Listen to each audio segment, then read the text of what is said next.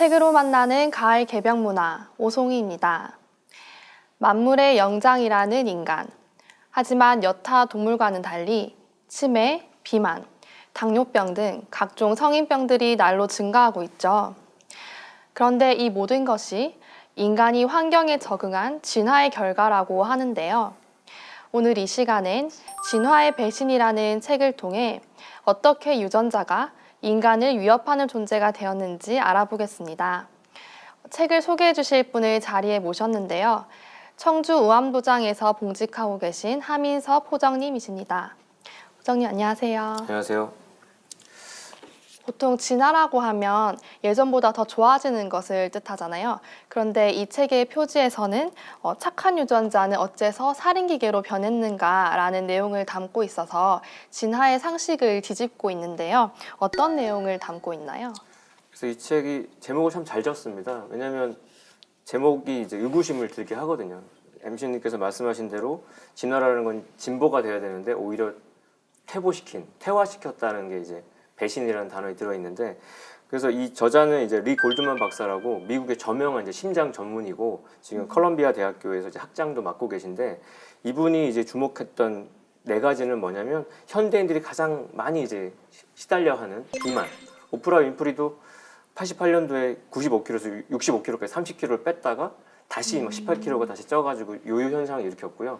루즈벨트 대통령도 뭐 39살에 뭐 여성마비 걸렸다가 63세에 이제 뇌졸중 걸려서 그냥 급사를 해버리거든요. 그런 현대인들이 흔하게 겪는 비만 문제, 당뇨병 문제, 그 다음에 그 뇌졸중과 이런 여러 가지 심각한 문제들이 왜 생겼냐에 대한 질문부터 이제 시작을 하게 되는데, 다른 어떤 의학적인 어떤 분석과 다르게 이분은 이제 유전자에 이제 포커스를 맞추기 시작하는데요. 이 책의 원제가 too much of a good thing이거든요. 그러니까 좋은 게 너무 많다는 거죠. 우리나라 말로 이제 과유불급인데, 그리고 부제로 써놓은 게 How 4 key survival traits are now killing us라고 해서 우리 인류를 지금까지 생존하게 해줬던 고마운 애들이 지금은 오히려 살인을 일으키는 원인이 되고 있다는 거죠. 그러니까 생명의 은인이 오히려 이제 살인자가 됐다는 얘기인데, 여기서 이제 꼽고 있는 네 가지 중요한 형질이라고 하는 게 뭐냐면, 첫째가 식욕과 열량 축적의 본능입니다. 왜 사람들은 음식을 놓고 이렇게 잘 살찌는 쪽으로 가게 되느냐는 거고, 두 번째 물과 소금에 대한 욕구죠. 인간 이제 탈수를 방지하기 위해서 만들어진 메커니즘이 인간으로 하여금 고혈압, 뭐 뇌졸중, 뭐 신장 질환으로 이어가게 만들었고요. 또 하나 더, 인간을 이제 폭력에서 극복하게 해줬던 어떤 좋은 어떤 메커니즘들이 지금은 인간 우울증, 불안증, 뭐 PTSD라 그래가지고 이제 외상 후 스트레스 증후군 같은 현대인들의 고질적인 정신병을 만들었다는 얘기도 나오고, 또 이제 마지막으로 강조하는 게 그 인간이 왜 그 출혈을 이렇게 막기 위해서 생겼던 응고를 키워준 인자가 인간으로 하여금 이렇게 심근경색이랄지 아니면 뇌졸중이랄지 오히려 이제 출혈을 막기 위해서 만들어진 메커니즘들이 인간으로 하여금 현대의 어떤 응급실에 자주 오는 질환들을 만들었다는 얘기인데, 그래서 이 저자가 이제 주목하는 게 인류를 생존시키고 번영시켰던 것들이 지금 현대인들의 고질적인 원인이 됐는데, 결국 이게 요즘 얘기하는 진화의학입니다. 다윈 의학이라고도 하고, 그래서 어찌 보면 문제의 원인을 근본과 근본으로 더 거슬러 가는 거라서 우리의 그 원시반본 또 문제의식하고 좀 맞닿아 있지 않나 이런 생각이 들더라고요. 이 인간이 생존을 위해 선택하고 이렇게 활성화되었던 유전자가 현대 사회에서는 오히려 이렇게 질병과 사망의 요인으로 작용한다는 말씀이시죠. 말씀하신 대로 이 책에서는 인류가 생존하는 데 필요한 네 가지 유전 형질을 소개하고 있는데요. 우선 식욕과 열량 축적의 본능을 들고 있죠. 그래서 굉장히 흥미로운 어떤 분석들을 많이 하고 있는데, 일단 그 열량에 대한 좀 개념을 좀 알아야 될 것 같습니다. 우리가 이제 칼로리라고 흔히 하는 거 아시잖아요. 네. 그래서 뭐 어떤 음식이 몇 칼로리다 이런 얘기 하는데, 1칼로리라고 하면 정의가 뭐냐면 물 1kg을 1도씩 올리는 데 필요한 이제 에너지의 양이고요. 그래서 우리가 이제 흔히 먹는 뭐 지방, 탄수화물, 뭐 단백질 이런 것들을 분석하기를 지방은 1g당 이제 9칼로리가 나오고, 뭐 단백질이나 탄수화물은 1g당 이제 4칼로리가 나오니까 왜 사람들이 지방을 이제 좋아하는지, 조금만 먹어도 힘을 더 낼 수 있으니까 그렇게 되는 건데, 그러면 왜 인류가 이렇게 열량 축적을 잘하는 쪽으로 진화가 됐냐, 식욕이 이렇게 왕성하게 됐냐면, 그 다음 끼니를 기대할 수 없었기 때문에 먹을 수 있을 때 먹어둬야 됐고 먹어둔 거를 아껴서 이렇게 소모하는 쪽으로 몸이 진화하다 보니까 결과적으로 현대인들은 그 다음 끼니뿐만이 아니라 사이사이 간식도 먹는 이제 먹는 거에 걱정이 없는 세상이 되다 보니까 몸이 비축을 잘 하지 않아도 되는데 워낙 비축도 잘하는데 더 많이 먹게 되고 또 교통수단 발달해가지고 많이 움직이지도 않다 보니까 적게 움직이고 많이 먹는 문제로 인해서 이제 여러 가지 문제가 나타난다는 건데 그래서 우리가 의학에서 얘기하는 것 중에 그 기초 대사량이라고 있어요. 베이잘 메타볼릭 레이트라고 해서 손 하나 까딱하지 않아도 우리 몸이 쓰는 에너지거든요. 근데 그게 이제 여자들 같은 경우는 1300칼로리, 남자들 같은 경우는 이제 1700칼로리 정도가 기초 대사량입니다. 그러니까 집에서 시체놀이를 해도 그 정도는 써야지 오장육부가 돌아간다는 건데 요즘 현대인들은 그러면 그 기초 대사량에서 얼마나 더 칼로리를 쓰냐면 이 책의 저자는 700칼로리밖에 차이가 안 난다는 거예요. 그러니까 우리가 하루에 맥시멈으로 쓰는 활동 칼로리가 2400칼로리인데 우리가 먹는 칼로리는 어마어마하다는 이야기가 나오고요. 그래서 이 저자는 이 비만이라는 게 단순히 이전 생활 습관하고 싸우는 차원을 넘어서서 유전자랑 싸우는 거다. 우리가 그 20만 년 동안 쌓아온 습관하고 싸우는 거기 때문에 백전백패라는 얘기가 나옵니다. 그럼 이걸 어떻게 극복해야 되냐의 문제가 있는데 그래서 일단 우리 몸이 어떻게 그러면 식욕을 조절하느냐 이것도 좀 상식적으로 알아야 되는데요. 일단 우리 몸에서 그 식욕을 컨트롤하는 센터는 이제 시상하부라고 하는 곳이 있습니다. 코 뒤쪽에 아몬드 크기만한 그 호르몬 센서인데 거기에서 일단 음식이 들어오면은 이제 호르몬을 분비를 해주거든요. 그게 이제 배고플 때 먹으라고 하는 신호를 보내는 게 있어요. 이게 그렐린이라고 해서 우리 몸 중에서 먹으라고 명령하는 호르몬은 그게 유일하고요. 그 다음에 지방이 축적이 되다 보면 지방세포에서 이제 렙틴이라고 하는 애가 나와가지고 이제 그만 먹으라고. 그러니까 그렐린은 엑셀레이터 역할을 하고 렙틴은 브레이크 역할을 하는데 얘네 둘이서 이제 기량작용을 하면서 음양 조화를 이루는 건데 요즘 세상은 이제 그렐린이 과도하게 되고 렙틴 수치가 이제 낮아져가지고 이제 제어가 안 되는 세상이 된 거죠. 그래서 이제 비만 치료로 이제 렙틴을 이제 투여를 하게 되면은 오히려 이제 식욕이 떨어지고 그걸로 인해서 이제 뭐 비만을 조절하는 게 나오게 됐고요. 그 다음에 우리 인류가 이제 진화하면서 쌓아온 어떤 습관들 중에 재밌는 게 그 다양하게 먹어야 이제 에너지를 다 많이 섭취할 수 있으니까. 왜냐하면 우리가 음식을 통해서 단순히 에너지만 얻는 게 아니라 그 한 13가지 정도 되는 비타민도 얻고요. 그 다음에 9가지 정도의 아미노산을 먹게 돼 있어요. 그러니까 우리 몸은 자체적으로 생산이 안 되는 아미노산이 있기 때문에 밖에서 먹어야 되는 건데 그래서 우리가 그 흔한 말로 기분이 이렇게 저기압일 때 고기압으로 가라고 하는 게 그런 걸 먹어야 이렇게 필수 아미노산이 이제 생성이 돼가지고 힘을 내거든요. 그리고 이제 우리 몸에서 가장 필요한 뭐 17가지 무기질도 에너지를 얻는 건데 옛날 그 구석기 시대의 인물들은 먹이를 쟁취하기 위해서 엄청나게 활동을 했고요. 그 사냥감들도 풀 먹고 이렇게 뛰면서 했기 때문에 그 고기를 먹었다고 해도 그 고기 안에 지방질이 많지는 않았거든요. 네. 근데 요즘에 우리가 먹는 육류들은 이렇게 가축이 돼가지고 이제 집단 사육이 되니까 사료를 먹고 항생제도 먹고 그러니까 그 안에 이제 비축되어 있는 우리가 고기 맛있다고 마블링 타령하는데 네. 그게 사실은 지방질이 엄청 들어가 있는 거라서 옛날에 구석기인들이 먹었던 고기보다 훨씬 이제 빼기 어려운 성분들이 잔뜩 있는 겁니다. 그리고 우리가 왜 또 살 빼기가 어렵냐면은 우리 몸이 이제 우리 몸의 1% 정도의 어떤 체중이 감량이 되면 소모되는 기초 대사량은 한 20칼로리 정도가 이제 떨어지는데 살이 빠졌으니까 필요한 에너지가 적은데도 불구하고 우린 더 많이 먹고 있는 문제에다가 그 다음에 우리 몸은 살이 빠지면 위기를 느껴가지고 입맛을 당기게 하는 호르몬 7가지가 발동이 된대요. 그러니까 살을 일단 찐 사람이 살 빼기 너무 어려운 이유가 살을 뺐는데 입맛은 더 돋아지니까 정말 이게 힘든 싸움이 되는 건데 그래서 이 저자가 첫머리에서 문제를 삼는 것이 요요 현상은 어쩔 수가 없다는 거고 그거를 극복할 수 있는 아주 유전자 차원의 대안을 쓰지 않으면 이 거대한 그래서 지금 사망률이 비만이 이렇게 늘수록 6%가 증가한다고 돼 있거든요. 그러니까 요즘 현대인들은 그래서 그 미국에서도 미국 의사협회에서도 2013년에 뭐라 그랬냐 이제 비만은 질병이다. 그렇게 규정하고 관리하지 않으면 안 된다라고 돼 있어서 그래서 그 가까운 나라 일본은 그래도 선진국 중에서 가장 이제 비만율이 낮은 나라인데 그 나라는 음식의 그 위장의 8%만 채우는 그런 관습도 있고 뭐 이런 나라의 정책으로 허리둘레가 일정 늘어나게 되면 여자든 남자든 40세 이후의 성인들이 허리둘레가 뭐 남자는 33인치, 여자는 35인치 이상 올라가면 의무적으로 이렇게 건강검진을 하고 허리 그 감량을 하는 것도 법안으로 제출할 정도의 세상이 됐거든요. 그래서 이 리 골드만 박사가 비만과 관련해서 처음 제시한 이 문제의식이 저는 굉장히 통찰력이 좋다라는 어떤 소감을 피력을 하게 되더라고요.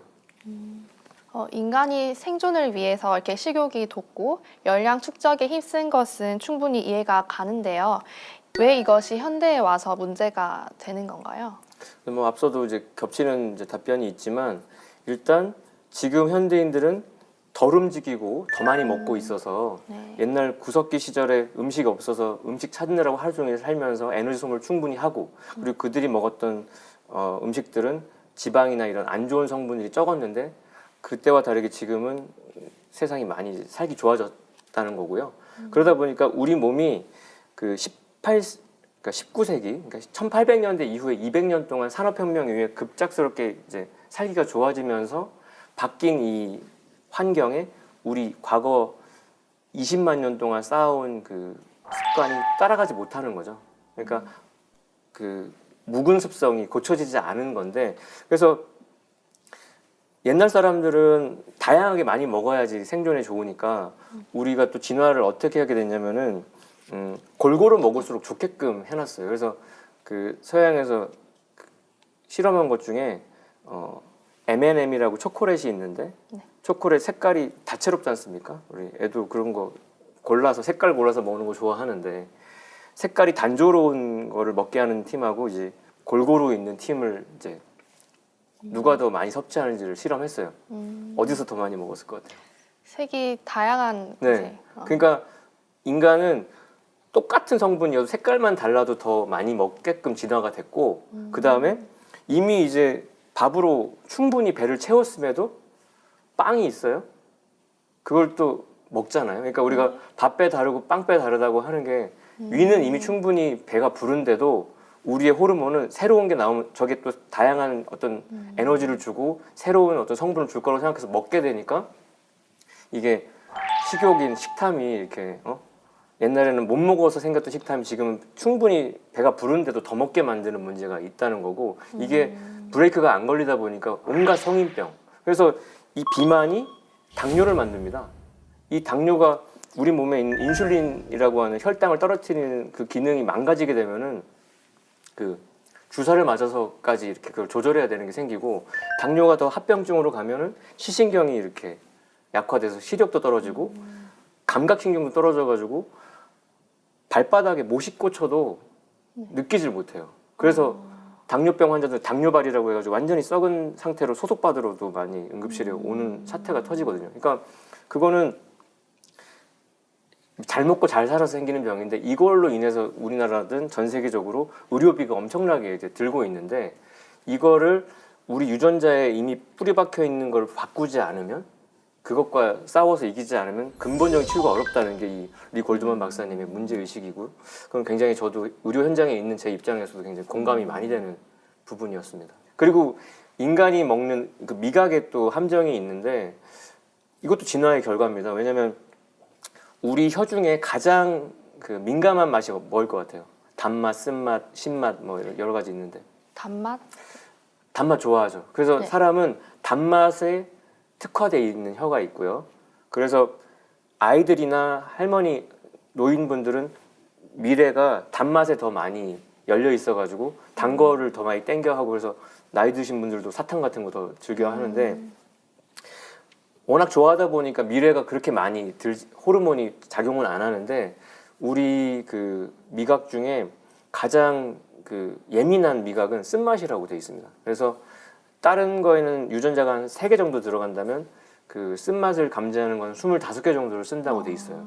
왜냐하면 그 옛날 사람들이 저 풀이 독초인지 약초인지를 모를 때 그걸 먹어봤을 때 쓴맛일수록 그 독초일 가능성이 많아가지고 잘못 먹고 탈나는 일이 없게 하려고 쓴맛에 되게 예민하게 돼 있거든요.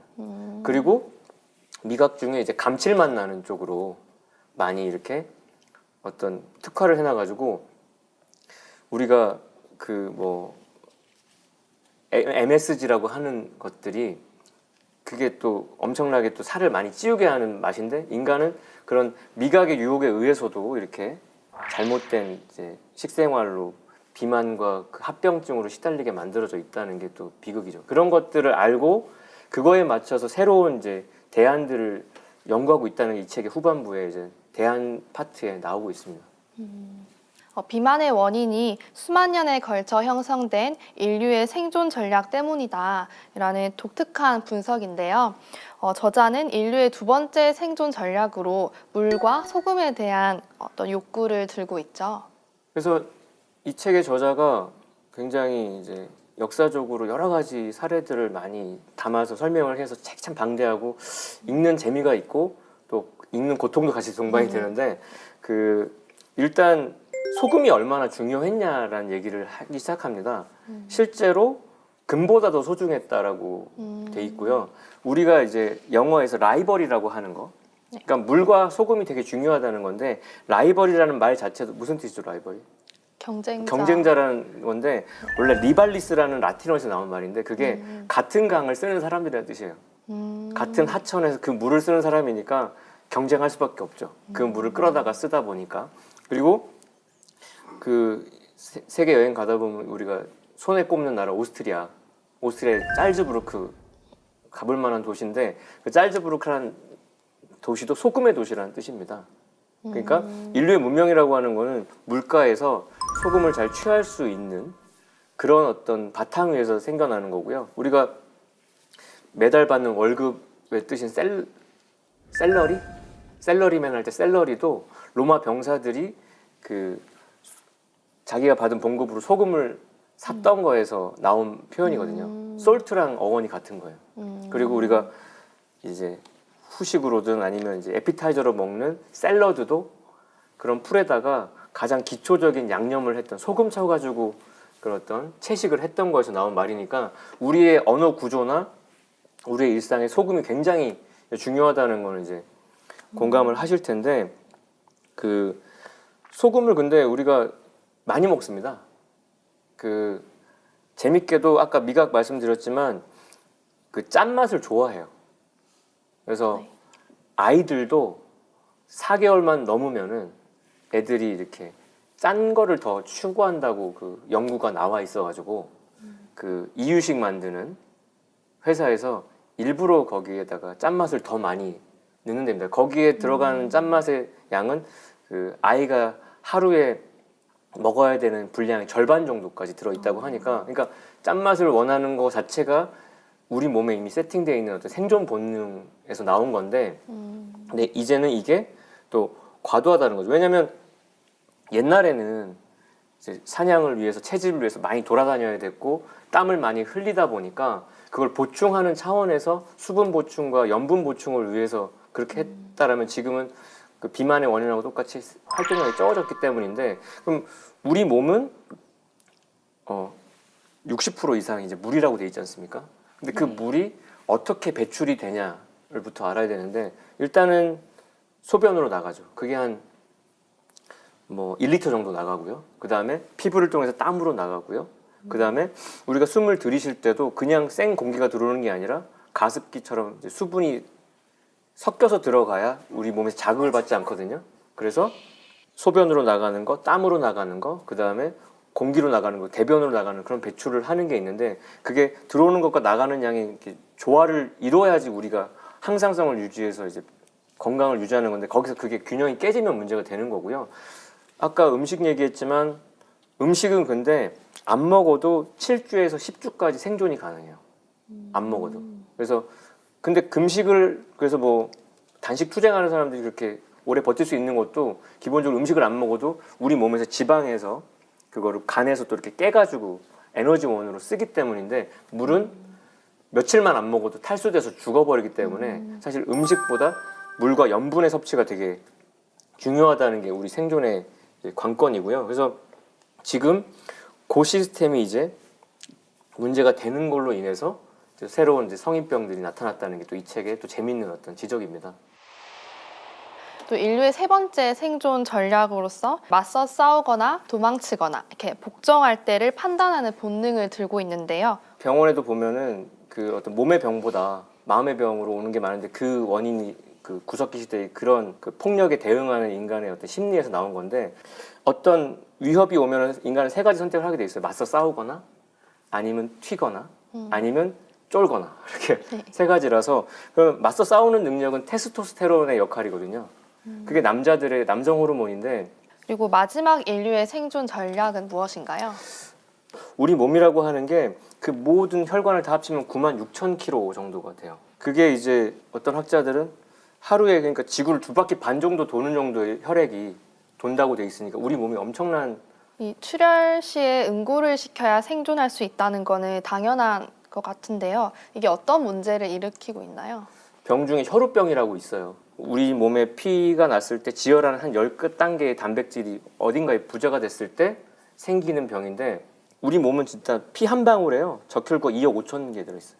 그런데 이런 진화의 산물들이 그동안은 문제가 되지 않다가 왜 현대에 들어와서 이렇게 문제가 되게 된 건가요? 그 분기점은 이제 산업혁명입니다. 인간이 정말 먹고 살기가 좋아졌고 지금 인류의 오랜 세월 유전자적인 문제는 해원의 어떤 치유법이 들어가 줘야 궁극적으로 풀리지 않나라는 생각도 해보게 되는 대목이 이 책에 있었습니다.